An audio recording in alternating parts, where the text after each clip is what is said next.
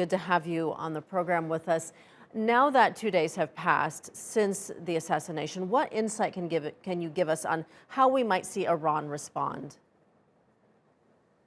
Well, I believe that the leaders of Iran have already tried to mute any speculation regarding any kind of imminent action, mainly because no imminent action will be able to serve any real purpose, as they cannot target anybody of equal status anywhere in the world. So it would achieve nothing to resort to some action of that nature at this time, especially since they are waiting in anticipation of the new Biden administration. They don't want to provoke a situation that might lead to certain airstrikes or reprisals being sanctioned against them by the current U.S. administration with Israeli support. So considerations of all these things, has brought them to the point that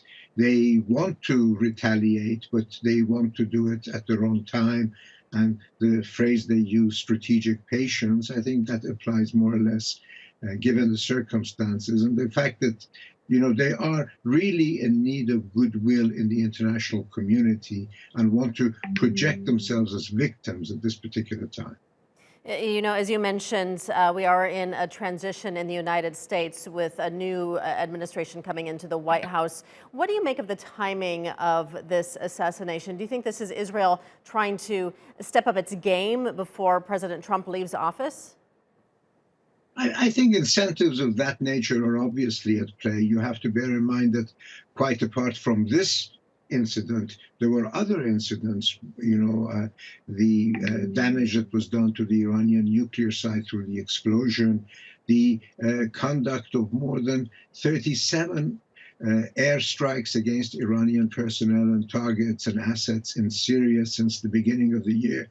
So obviously Israel is trying to use or maximize you might say, the green card that it has been given by the Trump administration, knowing very well that once Trump is gone, that they are not going to be in the similar position that they are now. Just as many of Iran's foes in the Arab world in the Persian Gulf will also sort of be in a much more precarious position once Biden comes in, given the criticism that has been lodged against them by Biden during the course of the campaign. So obviously, this was an opportune moment for Iran's enemies in the region to try to maximize their gains.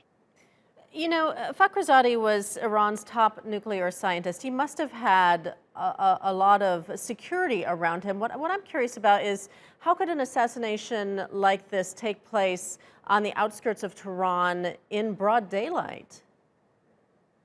Well, I think that whenever something like this happens, that whatever security you have is not enough, and nobody really knows what the best security precaution is. Otherwise, major figures in the world would not get assassinated. But the fact is that when you talk about this incident and the fact that it's speculating, one is speculating that Israel is behind it, but in reality, you have to bear in mind that the information gathered in Iran is not just these information is not compiled by the Israeli intelligence services, but really almost every universal, every country with whom Iran has relations is involved in activities of this nature, and they do share the information. So, as difficult as it seems to try to protect a guy like this, sometimes, breaches like this occur, and obviously the price has been paid in the worst possible way.